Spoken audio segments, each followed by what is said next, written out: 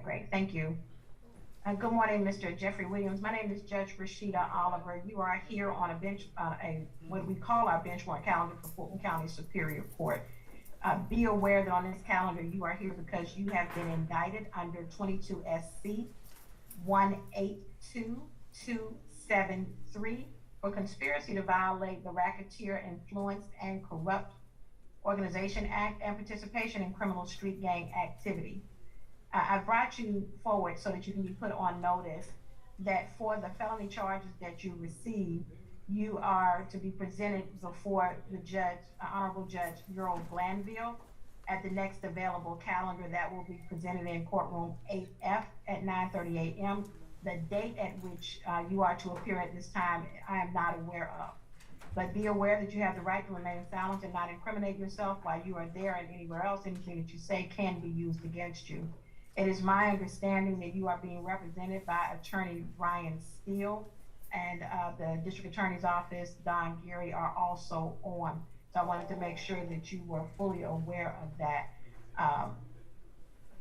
ADA Geary, is there anything else that you would need to add? And then I will hear from Attorney Brian Steele. Judge, respectfully, I think you've already stated that there's not a bond issue.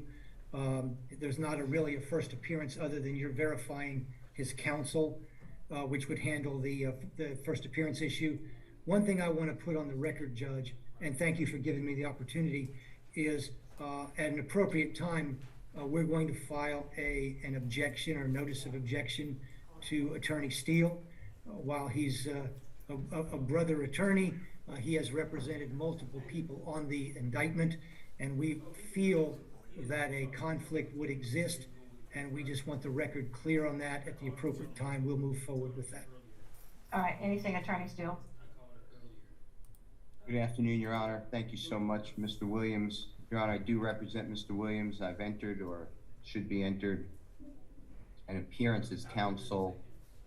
My understanding from Uniform Superior Court Rule 26.1H, as in Hillary, that at the first appearance, this honorable court shall consider bond if the offense is not one that is bondable only by a Superior Court judge. I heard what you said as well, but the offense here is Mr. Williams is only indicted on count 56 and count 1, which is a criminal street gang activity and a conspiracy to commit racketeering. And both of those, I believe, are within your breast to set bond, and I would like bond to be heard by your honorable court. As far as conflict, I'm sorry. No, go ahead, thank you. And certainly, go ahead, Attorney Steele, I want to make sure I hear you out. Okay, Your Honor, thank you. And as far as the conflict, Mr. Geary, as well as District Attorney Willis have explained that to me, and I believe that if they file the right motion, a hearing will be held.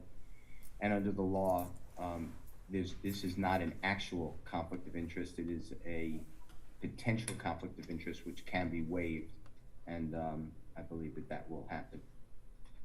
All right, thank you. Attorney Steele, I certainly understand, and if I were sitting solely as a magistrate, I believe you would be correct with the stating of the law itself. But as I am sitting as Superior Court Fulton County delegated judge, there is specific delegation order for which I am operating under that indicates that the authority to set bail is simply not delegated for any case, regardless of the charges involved, that has been indicted and assigned to the docket of the Superior Court judge. And that is the order in which I am following. And so because I am doing so, I'm not at liberty to do a bond unless I have some additional authority to do so. And at this time, I do not. So unfortunately, you will have to submit your motion for a bond directly to the Superior Court judge that is handling this case, which is Judge Earl Glanville. So I will do it, Your Honor. Right, certainly. So the order of the court on today is that he's been put on notice. He's not gotten a first appearance in that particular situation because he is indicted. He is not subject just to a warrant, and it was not a warrantless arrest. So that is where we stand at this time. Mr.